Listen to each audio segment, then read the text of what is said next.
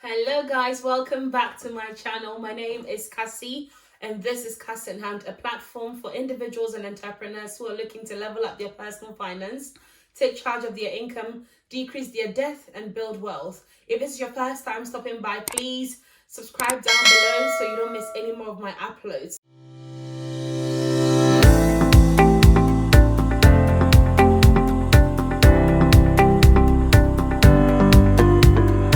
Today we are talking about the three habits or the three spending habits that kill our finances. It literally destroys our finances. These are things that we do more often than not, that we don't think it has become a plague to our finances, but it has actually become a disaster.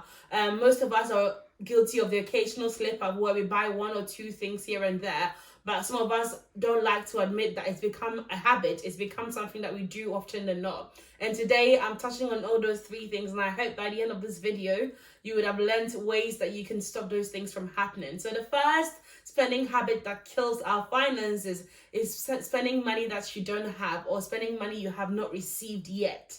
So this is the first thing, because most of us do it without knowing, and that is budgeting with money that we've not received yet, or guaranteed income such as pay rise or money or payment for a service that you rendered that is due to be sent to you. Perhaps it's a bonus that you've been guaranteed to be given at the end of the year.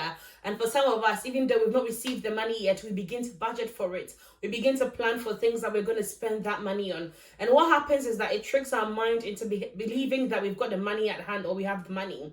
So what happens is that we end up spending money that we have in hopes to receive the money that we've been guaranteed. And what happens is if we don't receive it, we end up in debt, and that affects our finances. For instance, an example is that I was due to receive money for helping someone with bookkeeping, and they were due to send me the money. They had promised to send the money by the end of the month, and what happened was that there was a shoe that I was really wanting to have. It was such a nice shoe. It was in season. It was one of these Nike Air Maxes, and I wanted to buy one of them for myself and my sister. So what happened was, because I was guaranteed that income, I saw an advert on ASOS where the shoes had been reduced by 10%, and I was like, okay, I think I'm going to get it right now because I know I'm going to receive the money. So what happened was that I took money that was meant for my rent and I bought the shoes for myself and my sister, thinking that I was due to receive that money. What happened was, at the end of the month, the person wasn't able to send me the money because they said that the job that, or the service that we had rendered, they had to seek someone else to do it.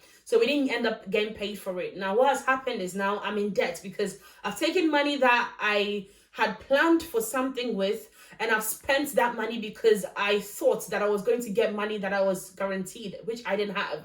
And for most of you, it might be you using your credit cards to buy something because you've been promised money. And what happens is that you end up spending that money and you're in debt with your credit card, or with, a debt company, or with a friend or a family member.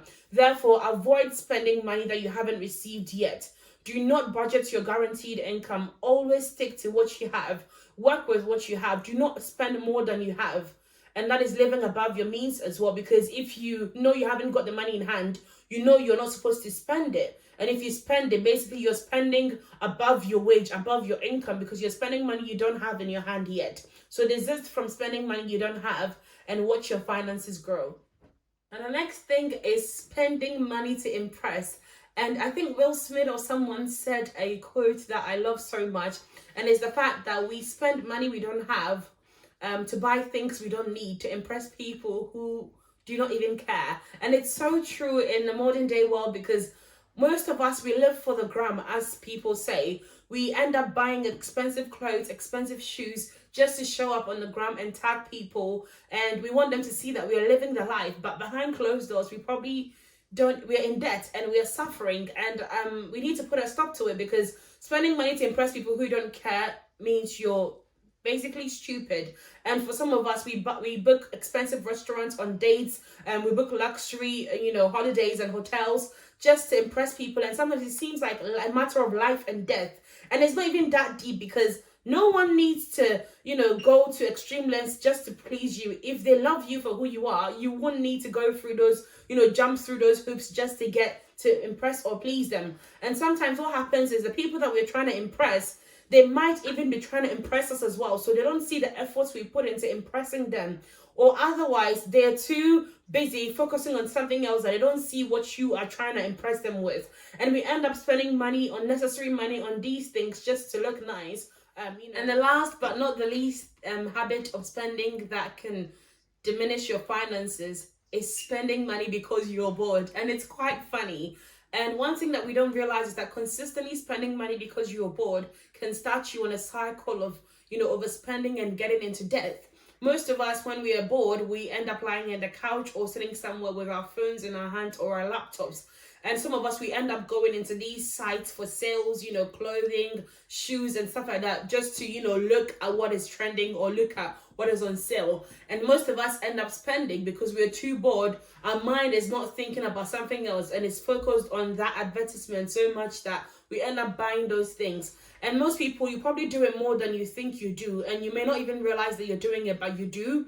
So making sure that you budget your income can be the first way to curb this thing, which is ensuring that you've set aside a certain amount of money to go into buying these things. So you know that at the end of the month, this is how much I can afford to spend on clothes and shoes, books and games, anything at all that you like to splurge on. You know that this is the amount I'm spending, and so you're not spending into boredom. You're not spending into your savings or your income too much, because this is how much I can do. So one good way to avoid spending when you're bored is making sure that you've budgeted for it, as well as ensuring that you find other activities to do or occupy your mind with. An idle hand is the devil's handwork. The enemy would use you to do so many things if you're idle and you're bored.